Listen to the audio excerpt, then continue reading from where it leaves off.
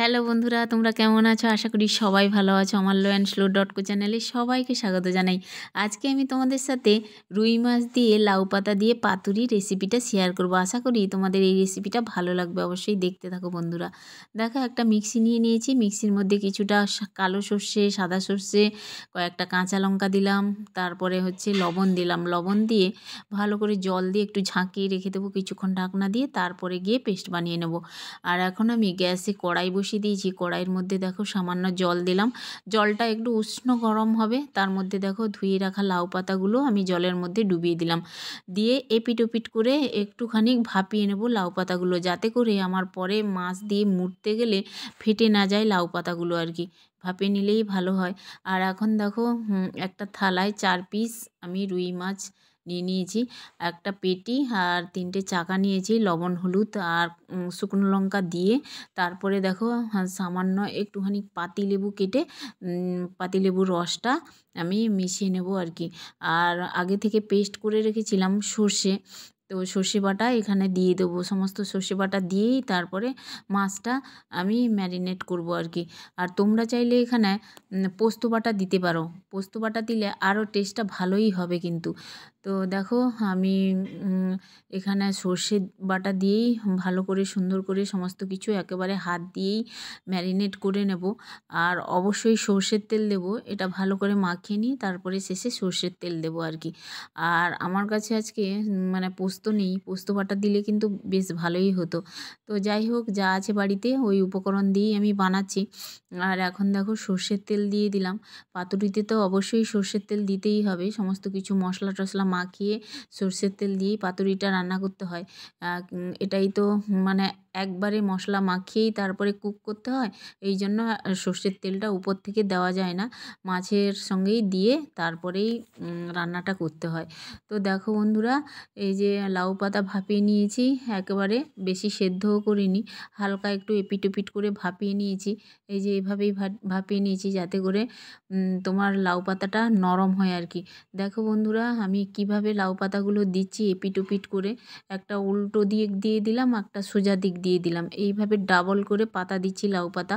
একটা পাতা দিলেই না ফেটে যাওয়ার সম্ভাবনা থাকে, আর মাছ বেরিয়ে যাবে, মশলাটাও বেরিয়ে যাবে। এইভাবে যদি দুটো করে পাতা দেওয়া যায় তাহলে মাছও বেরোবে না আর সুন্দর থাকবে আর কি।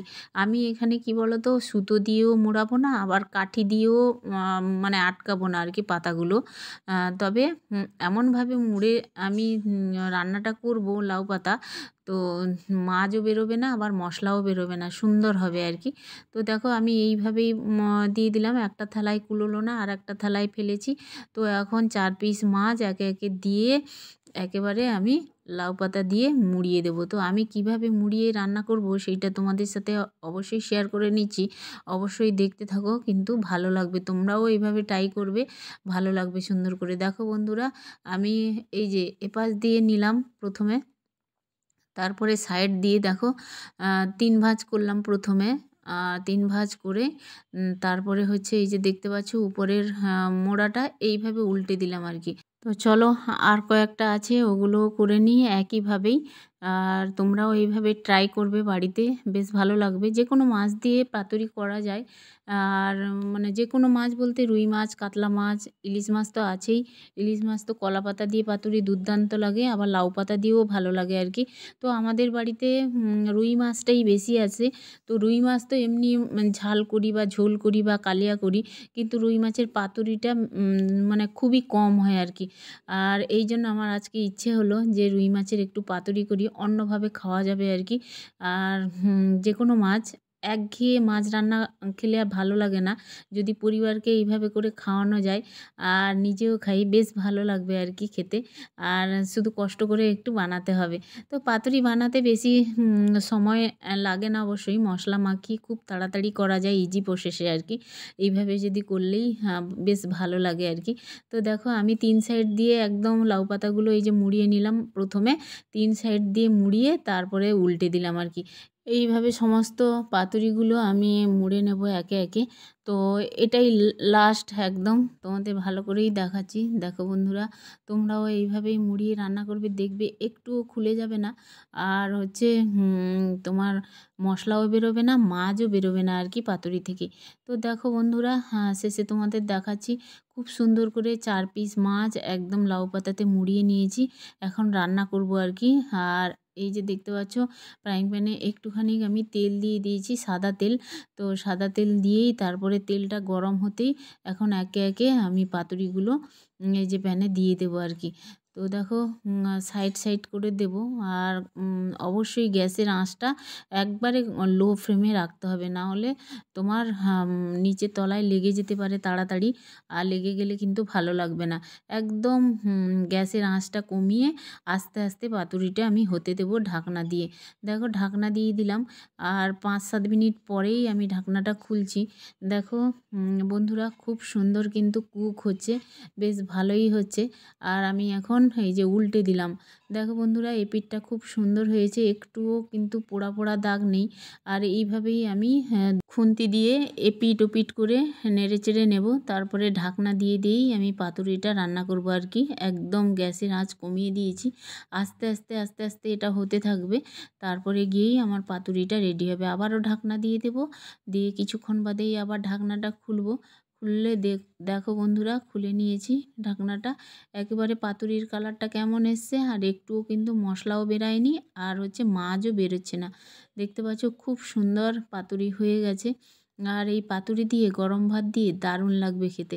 আমাদের বাড়িতে তো একটা তরকারি দিয়েই খেয়ে নেবে, পাতুরি দিয়েই ভাত।